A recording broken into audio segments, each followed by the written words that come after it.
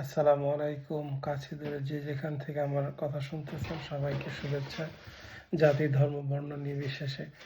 উম, আমরা একটা বিষয় নিয়ে আসলে অনেক দিন ধরে কথাবার্তা হইতেছে যে জার্মানিতে কিভাবে পার্মানেন্ট রেসিডেন্সি দিয়া ইউরোপের অন্য দেশের যে কোনো একটা দেশের পার্মানেন্ট রেসিডেন্স দিয়ে জার্মানিতে কিভাবে কাজ করা যায়, এটার প্রসেসিংটা কি। অনেকেই আমাকে নক করছে এই ব্যাপারে ডিটেলসটা জানতে চায়। তো আসলে ব্যাপার হচ্ছে জার্মানিতে কাজ করতে হলে আপনার ইউরোপিয়ার যে কোনো একটা দেশের, যে 27টা দেশ আছে ওই 27টা দেশের যে কোনো একটা দেশের পার্মানেন্ট রেসিডেন্স। তো আমরা এই ব্যাপারে আলাপ করছিলাম লাস্ট একটা ভিডিওতে। পার্মানেন্ট রেসিডেন্স কীভাবে আসে, নর্মালি সাধারণত 5 বছর পরে একটা দেশে লিগেলি থাকার পরে আমাকে এই ভিসাটা দেয়।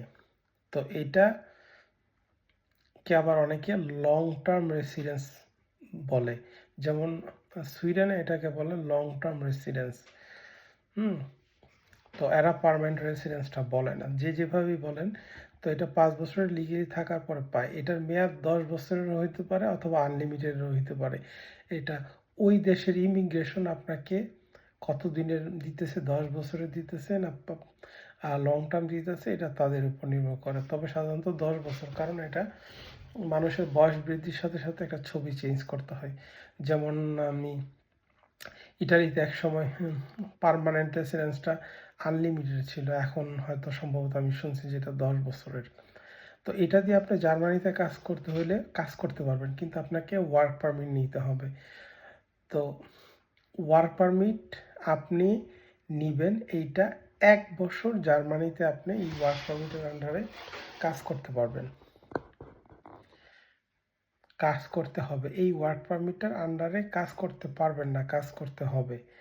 তো এইটা আপনি এখানে যখন আসবেন প্রথমে আপনি একটা কাজ খুঁজবেন, অথবা আপনি সিটি রেজিস্ট্রেশনটা করতে পারেন, যেটা আমরা অনেকেই রেসিডেন্স বলি।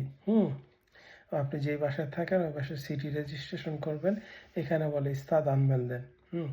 তো এটা করার পরে অথবা এটা করার আগেও আপনি যদি না করতে চান সেটাও সমস্যা নেই, আপনি একটা কাজ খুঁজবেন। কাজ খোঁজার পরে আপনি ওদের একটা কন্ট্রাক্ট একটা ফর্ম আছে, ইমিগ্রেশনের একটা কন্ট্রাক্ট একটা ফর্ম আছে। এটা ইমিগ্রেশনের না, এটা হলো এখানকার যে কর্মসংস্থান মন্ত্রণালয়ের একটা ফর্ম আছে। ওই ফর্মটা আপনি যেই মালিকের আন্ডারে কাজ করবেন তাকে দিবেন, তার কমার্শিয়ালি সেটা ফিল আপ করে দেবে। এটা কিচ্ছু না, কয় ঘন্টা কাজ করবেন আপনার ডিটেলস, মালিকের ডিটেলস, 2 পাতার একটা ইয়ে। এটা ওয়েবসাইটেও পাওয়া যায়। আমি এটাকে পরে দিয়ে দেবো আপনাদের যারা আমাকে কাছে নক করবেন। তো এইটা আপনি মালিককে দিয়ে ফিল আপ করেন, এটা জমা দিবেন। জমা দেওয়ার সময় হয়তো আপনাকে বলতে পারে যে আরেকটা ফর্ম দিব, বলবে এটা ফিল আপ করে নিয়ে আসিস। এটা হলো আপনার রেসিডেন্স পারমিটের জন্য। রেসিডেন্স পারমিটের জন্য একটা ফর্ম দিব, ফর্মটাতে আপনার নাম, ডিটেলস, আপনার ফ্যামিলি, বাচ্চা, কোথায় ছিলেন, জার্মানিতে আগে আসছিলেন কিনা বা না আসছিলেন, বা কোথায় লাস্ট কোন দেশে ছিলেন, আপনার পাসপোর্টের ডিটেলস, আপনার ছবি দিবেন।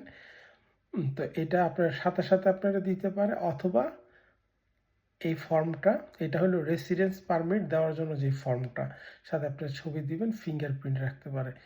তো যখন আপনাকে এটা দিবে বলবে এটা ফিল আপ করে নিয়ে আস, তো আপনি ফিল আপ করে নিলে আপনার ফিঙ্গারপ্রিন্ট আর রেসিডেন্স পারমিটের একটা ফি আছে, এটা 80-90 মতো এটা রাখবে।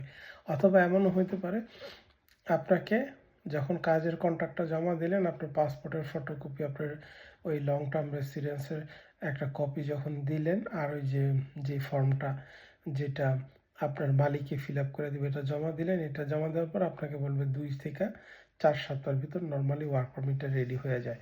তো ওয়ার্ক পারমিট রেডি হওয়ার পরেও তখনও আপনার রেসিডেন্স পারমিটের জন্য ওই ফর্মটা দিতে পারে। এটা যখন আপনি ওয়ার্ক পারমিটের জন্য অ্যাপ্লাই করবেন তখনও দিতে পারে, অথবা আপনি যখন রেসিডেন্স পারমিটের জন্য ওয়ার্ক পারমিটটা আপনি পিক আপ করতে যাবেন, তুলতে যাবেন, তখন আপনাকে এটা দিতে পারে। তো এটা দিলে নর্মালি 1 বছরের রেসিডেন্স পারমিট দেয়। এটা এক একটা ইমিগ্রেশন অফিসে এক এক এলাকার 19-20 হইতে পারে, তবে খুব একটা ডিফারেন্স না। তবে নর্মালি আপনি 1 বছরের রেসিডেন্স পারমিট পাবেন। এখানে এই 1 বছর রেসিডেন্স পারমিটটা পাওয়ার সাথে আপনার পাসপোর্টের মেয়াদ কতদিন আছে সেটা নির্ভর করে। অনেকে দেখা যায় আপনার পাসপোর্টের মেয়াদ 6 মাস থাকে, তো এই জন্য 6 মাসের হয়তো আপনার রেসিডেন্স পারমিট দিতে পারে, কিন্তু আপনার ওয়ার্ক পারমিটে এরকম একটা পেপার দিবে লম্বা, এটাকে বলে ফিকশন বেসাইনিগুং। এটাকে আবার রিপিট করি, এটাকে বলে ফিকশন বেসাইনিগুং। এই এরকম একটা লম্বা কাগজ থাকবে, এরকম একটা লম্বা কাগজ থাকবে, ওইটা দিবে, ওইটা হলো ওয়ার্ক পারমিট। এইটা 1 বছরের। এখন আপনার কথা হলো 1 বছরের মাঝখানে আপনি যদি 6 মাস কাজ করেন মনে করেন এই মালিকটার অধীনে, অনেকে এই ধরনের কোয়েশ্চেন করে, তাহলে কি আমাকে আবার নতুন করে কি আবার ওয়ার্ক পারমিটের জন্য অ্যাপ্লাই করতে হবে আরেকটা কাজ খুঁজে, আর নাকি এই 6 মাস কাউন্ট হবে? আপনার এই 6 মাসটা কাউন্ট হবে। আপনার যদি কাজ চলে যায়, আপনি কাজ চলে গেলে আপনি আরেকটা কাজ খুঁজবেন, কাজ খোঁজার পরে আপনি নতুন এই কন্ট্রাক্টটা, যেই ফর্মটা পূরণ করে আপনি প্রথমে জমা দিয়েছিলেন, ওইটা আবার পূরণ করে এই আপনার ইমিগ্রেশন অফিসে দিবেন। আর আগের যে কোম্পানি আপনার বন্ধ হয়ে গেছিল ওইটা আপনাকে একটা রিজাইন লেটার, আপনাকে হয়তো যদি স্যাক করে থাকলে আপনি ওই যে স্যাক লেটারটা আপনি দিবেন, অথবা আপনি যদি রিজাইন দিয়ে থাকেন ওইটা আপনি দিবেন। এটা আপনি কাজ এই জায়গায় যে আপনার 1 বছর কাজ করতে হবে এমন কোনো বাধ্যতামূলক নাই, ঠিক আছে?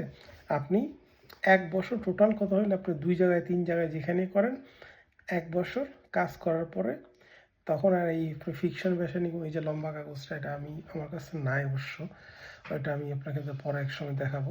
ওই ফিকশন বেসাইনিগুং কাগজটা এটা নিয়ে নিবে, যখন আপনি ঠিক আপনার যখন 1 বছরের রেসিডেন্স পারমিটটা যখন মেয়াদটা আপনার শেষ হবে, তখন এরা আপনার নতুন একটা রেসিডেন্স পারমিট দিবে। তো নতুন একটা রেসিডেন্স পারমিট দিবে, আর ওই ফিকশন বেসাইনিগুংটা রাইখা দিবে, যেটা ওয়ার্ক পারমিট। তো ওই যখন আপনার নতুন রেসিডেন্স পারমিটটা দিবে, সেইটা ওইখানে লেখা থাকবে, পিছনে লেখা থাকবে আপনি যে কোনো জায়গায় কাজ করতে পারবেন। তো এখানে একটা জিনিস বলে রাখি, যখন যারা এখানে আসবেন আপনাদের চেষ্টা করুন আপনাদের পাসপোর্টটা যাতে মিনিমাম 2 থেকে 5 বছরের থাকে। এখন তো পাসপোর্ট 10 বছরের বাংলাদেশি পাসপোর্ট যেটা, ওটার কথা বলতেছি। আরেকটা জিনিস খেয়াল রাখবেন, যেটা হইলো যে আপনার কাজ শুরু করবেন, কাজ শুরু করার পরে আপনাকে 1 বছরের রেসিডেন্স পারমিট দিবে। 1 বছর পরে আপনি যদি এর মাঝখানে যদি কোনো ল্যাঙ্গুয়েজ কোর্সে ভর্তি হয়ে যান, এখানে আপনাকে ইমিগ্রেশন থেকে আপনাকে যখন রেসিডেন্স পারমিট দিবে তখন আপনি কোন স্কুলে আপনি ভর্তি হইতে পারবেন ওইরকম একটা পেপার দিবে, লিস্ট দিবে যে এই যে স্কুলগুলো আছে এখানে একটা ভর্তি হন।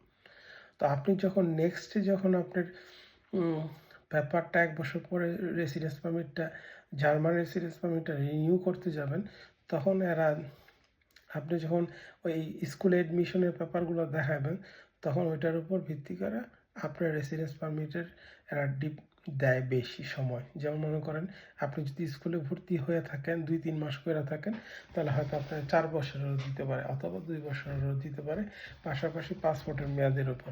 তো মূল কথা হলো আপনি ইউরোপের যে কোনো একটা দেশের পার্মানেন্ট রেসিডেন্স পারমিট দিয়ে আপনি জার্মানিতে এসে কাজ করতে পারবেন 1 বছর ওয়ার্ক পারমিটের মাধ্যমে।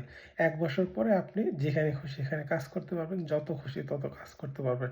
আর এই প্রথম 1 বছরের মাঝখানে যদি আপনি কাজ ছেড়ে দেন অথবা মালিক আপনাকে বাদ দিয়ে দেয়, আপনি নতুন করে আবার ওয়ার্ক পারমিটের জন্য অ্যাপ্লাই করতে হবে। রেসিডেন্স পারমিটের ভ্যালিডিটি থাকবে, ওয়ার্ক পারমিটটা যখন আপনি নতুন একটা কাজের কন্ট্রাক্ট পেপার দিয়ে জমা দেবেন, ওই ফর্মটা দিয়ে যেটা বলছি প্রথমেই ওইটা দিয়ে জমা দিবেন, তখন আগের ফিকশন বেসাইনিগুং ওয়ার্ক পারমিটটা রাইখা দিব, ওইটা চেঞ্জ করে দিব, ঠিক আছে? কারণ ফিকশন বেসাইনিগুং ওয়ার্ক পারমিটের পিছনে লেখা থাকে আপনি কোন কোম্পানিতে কাজ করতেছেন, তো এটা চেঞ্জ করে নতুন একটা যে কোম্পানিতে কাজ করতেছেন ওইটার পিছনে লেখা থাকবে।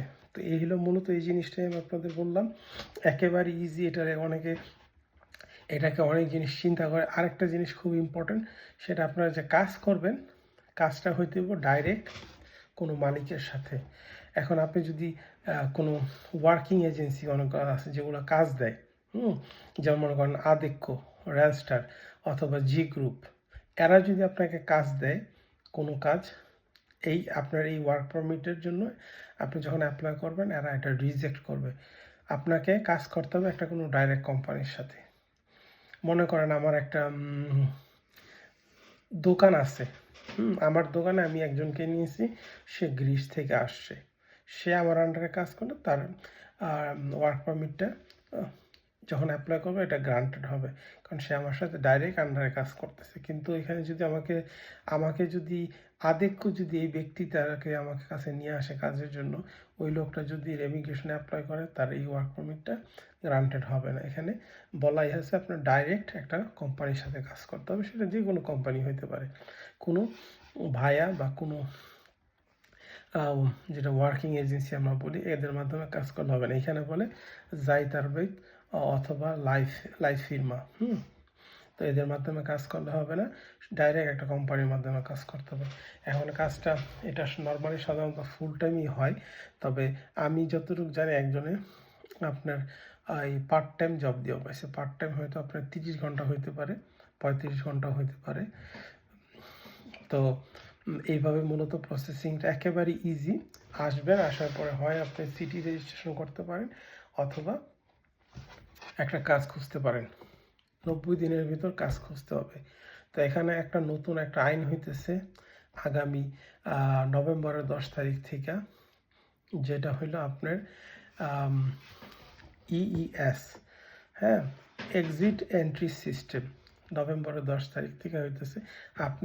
আমরা যে বিদেশিরা ইউরোপীয় ইউনিয়নের দেশগুলোতে থাকি, 27টা দেশে, আমরা যখন এক দেশ থেকে আরেক দেশে যাব, তখন এটা এদের কাছে রেজিস্ট্রি হবে, হয় ইমিগ্রেশনে চেক করবে অথবা যখন আপনি টিকিট কাটবেন, টিকিট কাটার সময় এটা অটোমেটিক আপনার আইটি সিস্টেমে চলে যাবে।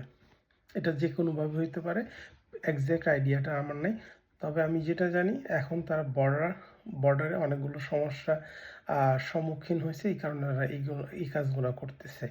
পাশাপাশি এটার পিছনে আরেকটা কারণ যে কোন দেশের লোকগুলো কোন দেশে যাচ্ছে, কতদিন থাকতেছে। নর্মালি আপনি ইউরোপীয় ইউনিয়নের যে কোনো একটা দেশে 90 দিন গিয়ে থাকতে পারবেন। ওভার স্টে করার জন্য আপনার জরিমানা হইতে পারে, জেলও হইতে পারে। তো এটা কতদিন জেল হইতে পারে, জরিমানা কতটুকু হইতে পারে, এই ব্যাপারে আমি এখনো ডিটেলস জানি না। আমি যদি জানি আপনাদেরকে জানাবো। তবে চেষ্টা করবেন যে কোনো দেশেই আগে যেমন কি করতো, একজনের মনে করেন আপনার পার্মানেন্ট রেসিডেন্স আছে গ্রিসের, সে পর্তুগালে গিয়ে জব করতো, অথবা ফ্রান্সের পার্মানেন্ট রেসিডেন্স, সে গিয়ে আপনার দেখা যায় সুইডেনে গিয়ে কাজ করতো। এটা হলো ইলিগেলি বলতেছি। আপনি যখন 90 দিনের ভিতর একটা দেশের যখন ভিসা এক্সটেনশনের জন্য বা ভিসার জন্য অ্যাপ্লাই করবেন বা রেসিডেন্স পারমিটের অ্যাপ্লাই করবেন, তখন আর আপনার কোনো সমস্যা থাকবে না। এখন মনে করেন আপনার 90 দিন পার হয়ে গেছে, আপনি 95 দিন একটা কাজ পাবেন, এই ধরনের এইসব ব্যাপারটা খুব একটা গ্রান্টের প্রবলেম হয় না, কারণ আপনি এখানে কাজ খুঁজতেছেন, কাজের উদ্দেশ্যে আসছেন। তবে নর্মালি আপনি এখন থেকে কন্ট্রোল হবে নভেম্বরের 10 তারিখ থেকে। এটা হইল ইইএস, হ্যাঁ, এক্সিট এন্ট্রি সিস্টেম। এটা জার্মানি সহকারে ইউরোপের যতগুলো দেশ, পাশাপাশি আপনার যে বিভিন্ন দেশ থেকে যে আপনার এটাকে কি বলে, আমরা ইরেগুলার যে লোক আসতেছে, অবৈধ প্রবাসী যেটা, ওইটা কন্ট্রোল করার জন্য, এবং বিভিন্ন রকমের সন্ত্রাসী যে আক্রমণগুলো হয়েছে বিভিন্ন দেশে, সেইটার কারা কোন দেশে যেতেছে ওইটা ওদের একটা কন্ট্রোলে থাকার জন্য এই জিনিসটা হচ্ছে, এটা নভেম্বরের 10 তারিখ থেকে। তো এনিওয়েজ আমরা মোটামুটি এই জিনিসটা জানলাম, জার্মানিতে ইউরোপীয় যে কোনো একটা রেসিডেন্সের যে কোনো একটা দেশের residence permit, permanent residence permit অথবা লং টার্ম রেসিডেন্স পারমিট দিয়ে জার্মানিতে আপনি কাজ করতে পারবেন। আপনাকে 1 বছর ওয়ার্ক পারমিটের আন্ডারে কাজ করতে হবে। তারপর আপনার ডিপেন্ড করে এক এক জায়গায় ইমিগ্রেশন 19-20 হইতে পারে, তবে basic rules and regulation same almost.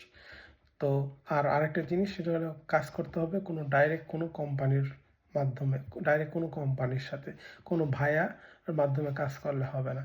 তো ঠিক আছে, ভালো থাকেন, সুস্থ থাকেন। মোটামুটি অনেকেই ভিডিওটার সম্পর্কে একটু জানতে চেয়েছেন, একেবারে সহজভাবে উত্তর দিয়ে দিলাম। আল্লাহ হাফেজ, সালামু আলাইকুম।